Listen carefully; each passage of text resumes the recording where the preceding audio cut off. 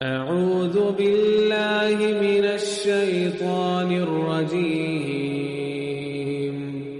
بسم الله الرحمن الرحيم السلام علیکم پیارے بچوں، میں آج آپ کو ایک کہانی سناتا ہوں بہترین کردار کے اوپر، جس میں امام علی علیہ السلام نے فرمایا جسے اس کے اعمال پیچھے ہٹا دے اسے نصیب آگے نہیں بڑھا سکتا۔ مطلب جب تک انسان خود اچھا نہیں ہو وہ اپنے اچھے والدین یا آباء و اجداد کی وجہ سے بھی اچھا نہیں کہلایا جا سکتا۔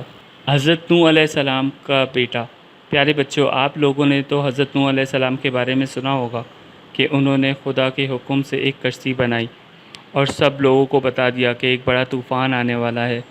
اس طوفان اور سیلاب میں سے وہی بچ سکے گا جو اس کشتی میں سوار ہو جائے گا۔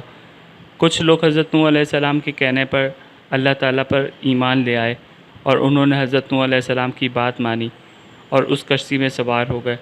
حضرت نوح علیہ السلام کا ایک بیٹا تھا جو آپ کی بات نہیں مانتا تھا، تو وہ نبی اللہ کا بیٹا، مگر اس نے حضرت نوح نبی اللہ کی بات نہیں مانی، اس لیے وہ کشتی میں بھی سوار نہیں ہوا، کیونکہ وہ اللہ تعالیٰ پر ایمان نہیں رکھتا تھا۔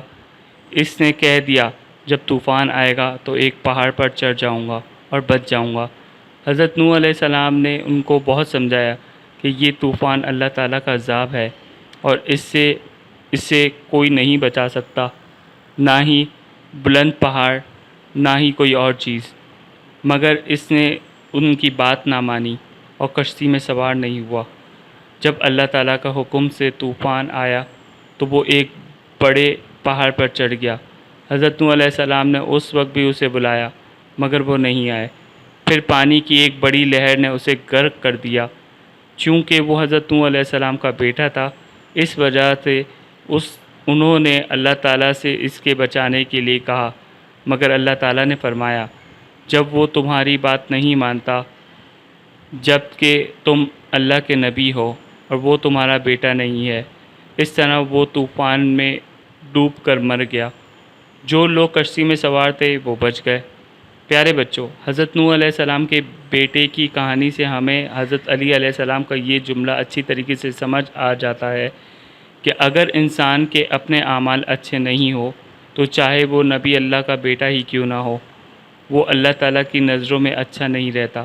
لہٰذا اگر انسان یہ سوچے کہ اس کے امی ابو یا دادا نانا وغیرہ بہت اچھے لوگ ہیں، نماز روزے کے پابند ہے، دیندار ہے، تو اللہ اس کو بھی ان لوگوں کی وجہ سے معاف کر دے گا اور جنت میں لے جائے گا، تو ایسا نہیں ہے، بلکہ کوئی بھی انسان صرف اپنے اعمال کے ذریعے ہی اللہ تعالیٰ کی نظروں میں اچھا بنتا ہے اور آگے بڑھتا ہے۔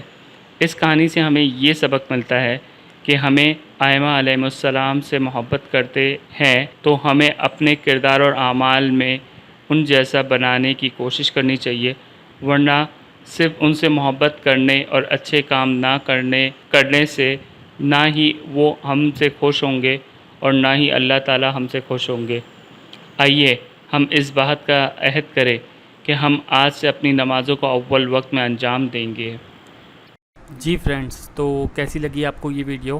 اور مزید اگر آپ کو اچھی ویڈیوز اور نالجیبل ویڈیوز دیکھنی ہو تو کائنڈلی ہمارا چینل کو سبسکرائب کریں، لائک کریں اور بیل کا بٹن دبا دیں۔ Thank you.